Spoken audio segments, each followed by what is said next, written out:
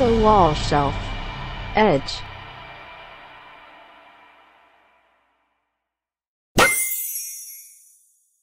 반갑습니다. 지소입니다. 열풍기를 하나 샀어요. 제가 가진 공간에서 습식 밴딩은 무리일 것 같고 일단은 건식 밴딩으로 웬만한 걸 해결해보자고 결정했습니다. 블랙 앤 데커가 모회사고 그 아래에 디월트와 스탠리가 있죠. 디월트는 고급형, 그러니까 맥심이고 스탠리는 보급형, 그러니까 맥스웰 정도라고 보시면 됩니다. 구조는 뭐 헤어드라이기랑 같은 거죠. 좀 온도가 높이 올라가는, 그러니까 600도 정도. 급하다고 이걸로 머리 말렸다가는 얼살이야. 일반적인 목다보로 쓰이는 1.2cm 목심을 하나 준비했습니다. 그냥 힘으로 꺾어보니까 바로 부러져 버리더라고요. 새로 끼워주고 열풍기를 들이댔습니다. 적당히 휘어지면 부목을 대주고 또 샥샥 열을 가해주는 거죠. 열을 너무 많이 줘서 좀 타버리거나 옹이가 있는 부위에서 갈라지더라고요. 끓는 물을 준비해서 물을 좀 먹여가면서 열을 가하는 식으로 노하우를 쌓아봐야겠습니다. 이렇게 약한 고리부터 붕괴됩니다. 부러져 버리긴 했지만 이 싸구려 열풍기 하나로도 밴딩이 가능은 하다라는 건 확인이 된 셈이죠. 그러고 보니 이게 열풍기가 아니더라고요. 가열 총이랍니다. 내가 총을 샀네. 선반 몸체가 될 나무는 파레트 나무예요. 분해가 된 상태고요. 파레트라기엔 목재가 좀 깔끔하고 크죠. 이건 일반적인 물건 쌓아놓는 파레트가 아니라 큰 기계를 포장해서 컨테이너 선박에 적재하는 파레트라서 그렇습니다. 아직 이 파레트 목재가 좀 남아있으니까 자세한 건 차후에 보여드리면서 말씀드릴게요. 파레트 목재는 잘 다듬으면 쓸만하긴 하지만 기본적으로 갈라지거나 틀어진 게 많고 집성목이나 각재로 유통하기엔 품질이 떨어지는 녀석들로 만들기 때문에 물성이 좋지 않아요. 그리고 곰팡이도 많이 끼어있고 한마디로 오래 쓸 가구를 만들기엔 무리죠. 그래도 요즘처럼 자재값이 폭등에 폭등을 거듭하는 시기엔 여러모로 유용합니다. 저는 가구를 만들어 판매하지 않기 때문에 이런 걸 덥석덥석 집어다 쌓아놓을 수 있는 거죠. 그나마 멀쩡한 것들로 모아놓으니 보기에 흉하진 않네요. 끝단을 다듬고 사이즈를 정리해줍니다. 폐자재로 뭔가를 만들자면 다듬는 과정에 품이 많이 들게 마련이죠. 이제 가공할 사이즈를 마킹해줍니다. 본격적인 제작에 들어가는 거죠.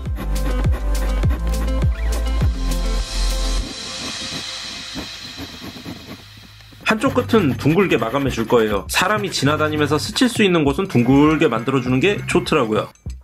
파레트 목재가 평이 잡혀있을 까닭이 없기 때문에 대패질을 좀 해줬는데요. 대패는 제가 가장 못 다루는 도구 중 하나에 속합니다. 요즘 대패에 관한 심도 깊은 고찰을 다룬 책을 하나 사서 공부를 하고 있어요. 그리고 결국은 자동 대패를 하나 주문했습니다. 배 타고 올 거라 시간이 좀 걸릴 텐데 도착하는 대로 영상 한 편 만들어 올리겠습니다. 대패질이 서툴다 보니까 뒷정리는 샌딩기로 눈가림을 해주고 있어요.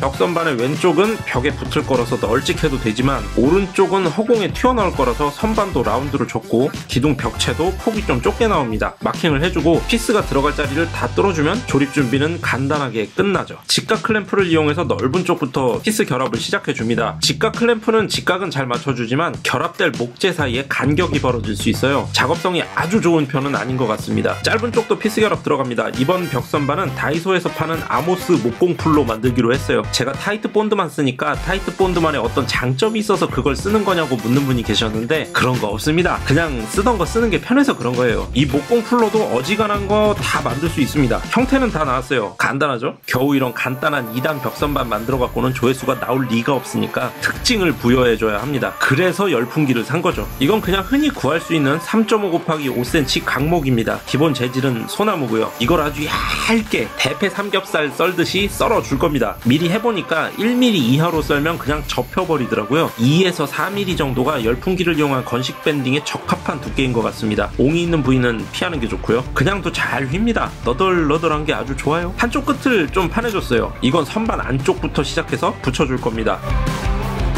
목공풀을 넉넉히 발라서 벽선반 전체에 옴짝달싹 못하게 고정해줍니다. 이제 열풍기의 성능을 느껴볼 시간이군요. 해보니까 이렇게 실제 설치할 곳에서 바로 밴딩에 들어가도 그럭저럭 되긴 합니다. 하지만 정말 깔끔하게 기성품 같은 밴딩을 하려면 따로 밴딩 틀을 만들어서 밴딩을 하고 이후에 본품에 설치하는 게 좋겠더라고요. 그래도 번잡한 장비 없이 열풍기만으로 밴딩을 할 수 있으니까 공간적인 면에서 이익이 큰 것 같습니다. 적당히 휘어주고 본드 칠하고를 반복하다 보면 어느새 밴딩이 완성되죠. 클램프로 꽉꽉 잡아줘야 이후에 틀어지거나 떨어져 버리는 걸 막을 수 있습니다. 나머지 부위까지 본드칠을 해주고 나면 1차 작업은 마무리가 되죠. 본품에 바로 작업했더니 약간 들려 올라갔습니다.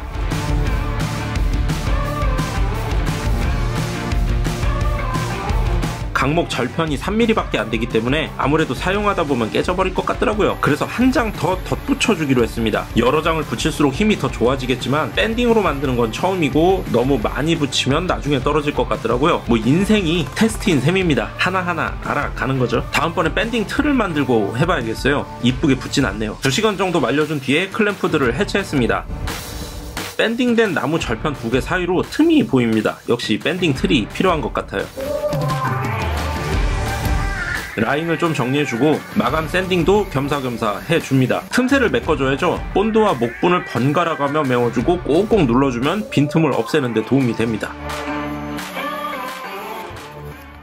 이 수납장을 설치할 곳이 나무 루바로 벽 전체를 마감한 곳이거든요. 그래서 굴곡이 좀 있는데 거기에 맞춰서 끼워주기 위해서 높낮이를 맞춰줘야 합니다. 그런데 엉뚱한 곳을 썰어버렸어요. 철저하게 마킹을 안 하고 작업했더니 바로 사고를 쳐버렸습니다. 이렇게 턱을 져서 작업해야 깔끔한 설치가 가능하죠. 그런데 여기를 이렇게 썰어버렸습니다. 내 손으로 읽어낸 하자니까 책임져야 하죠. 시간이 부족한데 큰일입니다. 일단은 정상적인 곳부터 처리해주고 나서 틈새를 메워줄 목재를 재단하고 본드를 바른 후에 꽉 물려 줍니다. 최대한 틈새가 없도록 클램프로 아주 꽉 조여줘야 해요.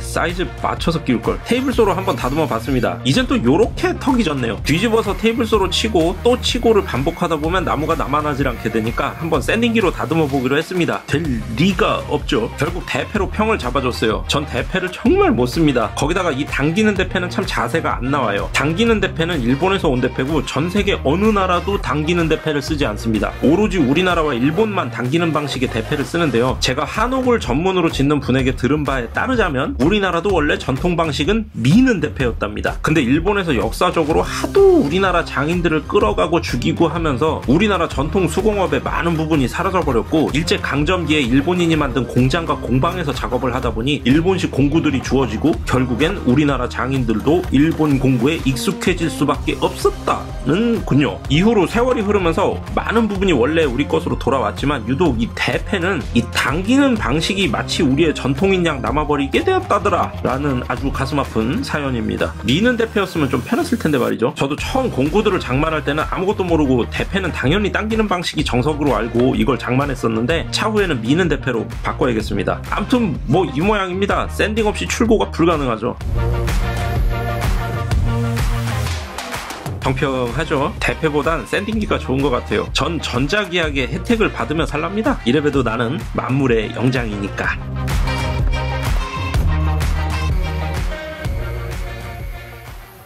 오일스테인으로 가볍게 3차 마감까지만 해줬습니다. 오일스테인이라니까 뭐 대단한 것 같지만 그냥 니스예요. 니스도 일본말인데 바니쉬에서 변형된 일본어라는 얘기가 있더라고요. 근데 요즘엔 편의상 바니쉬라고 하면 수성이고 니스라고 하면 유성으로 구분지어서 부르는 분들도 많은 것 같습니다. 단어에서 오는 느낌이 물건을 고를 때 많은 영향을 주죠. 요즘 유행하는 엔드그레인 도마도 엔드그레인이 20만원 하니까 뭐 있어 보이지만 마구리 도마가 20만원이라고 하면 그걸 누가 사겠습니까? 아무튼 전 이 니스 인지 바니쉬인지 모르겠지만 깡통엔 스테인이라고 적혀있는 녀석을 3겹으로 발라줬어요. 좀 잘 마르라고 열풍기를 저온으로 놓고 쏴줬습니다. 열을 너무 많이 쬐주면 찐덕찐덕해지거든요. 추운 날 건조를 좀 빠르게 하기 위함이기 때문에 살살 쐬어주는 게 좋습니다. 바로 이게 기역자 철물입니다. 500개들이 한 봉지에 만원 남짓 하기 때문에 벽선반이나 수납장을 좋아하는 분들에겐 필수품이죠. 아이들 방에 왠지 자빠질 것 같은 가구가 있다면 고정시킬 때도 유용합니다. 자고 있는데 가구가 발랑 자빠져버리면은 얼살이야.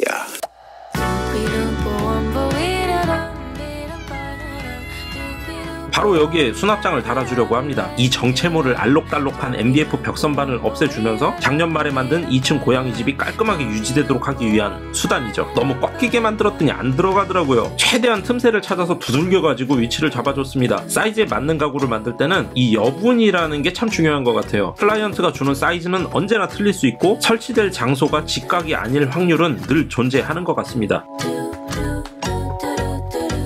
이렇게 엣지 있는 수납장이 완성되었습니다. 엣지 있게 이거 유행 지났나? 이 더러운 MDF 벽선반은 폐기 처분할 거예요. 새 수납장에 옮겼더니 공간도 넉넉하군요. 이제 고양이집은 순수하게 고양이들이 사용할 수 있게 될 겁니다. 그나저나 이 엣지가 떨어지지 않길 기원할 따름이네요. 색상이 통일되도록 좀 진한 색감을 입혀줄 걸 그랬나 싶은데 이미 걸어버렸죠. 그럼 저는 유행이 지났거나 말거나 좀 더 엣지 있는 물건을 만들러 가보겠습니다. 시청해주셔서 감사합니다.